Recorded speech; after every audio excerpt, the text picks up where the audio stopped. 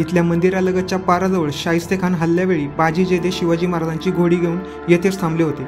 इथूनच सर्वजण सिंहगडाकडे गेले होते। शिरोळे हे भांबुर्डा अर्थात आताचे शिवाजीनगर येथील पाटील शिरोळे यांचे आधीचे नाव शिरवले होते। रोयडा किल्ल्यावरील बुरुजावरील एका शिलालेखात शिरवलेंचा उल्लेख आहे। ते बारगिरी करायचे। पुढे स्वराज्य कार्यातही ते सामील झाले। पावनखिंडीच्या लढाईत त्यांनी मोठा पराक्रम गाजवला। पुढे ते भांबवड्यात आल्यावर त्यांनी पाटीलकी विकत घेतली।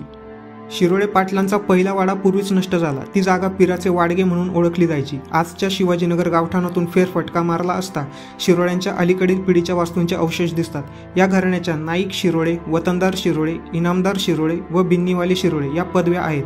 पुणे महानगरपालिका ते चतुर्शृंगी मंदिर व डेक्कनपासून ते रेंज हिल्स वाकडेवाडी परिसर एवढ्या जमिनी शिरोळे पाटलांच्या मालकीच्या होत्या व काही आजही आहेत। पुण्याच्या विकासात शिरोळ्यांचा फार मोठा वाटा आहे। पानिपतच्या बखरीत शेखोजी शिरोळे यांचा उल्लेख सापडतो। पानिपतच्या रणभूमीवर या घराण्यातील 7 करते पुरुष कामी आले। ज्यांचे कुंकू गेले त्या सती गेल्या। या बलिदानाच्या सन्मानार्थ माधवराव पेशव्यांनी 1762 साली शिरोळ्यांना पिंपळे गुरव इथं जमीन इनाम दिली। भांबुर्ड्यात सरदार पानसेंचा तोफखाना होता। शिरोळ्यांच्या भल्या मोठ्या आमराईत सैन्याचा तळ पडत असे। रँडच्या हत्येवेळी इंग्रजांनी झाडाझडती घेतली तेव्हा शिरोळ्यांनी आपल्याकडे शस्त्रे विहिरीत टाकली होती। भांबुर्ड्यातील सर्वात जुने रोकडोबाचे मंदिर आहे। इथल्या मंदिरालगतच्या पाराजवळ शाहिस्तेखान हल्ल्यावेळी बाजी जयदेव शिवाजी महाराजांची घोडी घेऊन येथेच थांबले होते। इथूनच सर्वजण सिंहगडाकडे गेले होते।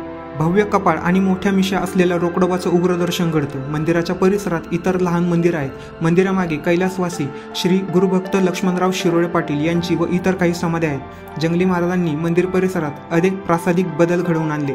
याच ठिकाणी जंगली महाराजांनी 1890 साली समाधी घेतली। जंगली महाराजांची खरी गादी म्हणजे रोकडोबा मंदिर। शिरोळे घराणे हे श्री सद्गुरू जंगली महाराज यांचे प्रमुख शिष्य म्हणून ओळखले जाते।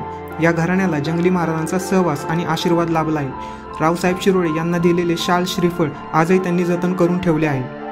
शिवकाळातील मातब्बर घराणे समाजकार्यातही अग्रणी राहिले। डेक्कन जिमखाना व फर्ग्युसन कॉलेजची जमीन टिळकांना महाविद्यालयासाठी भाडेपट्ट्याने 100 वर्षांसाठी कराराने दिली।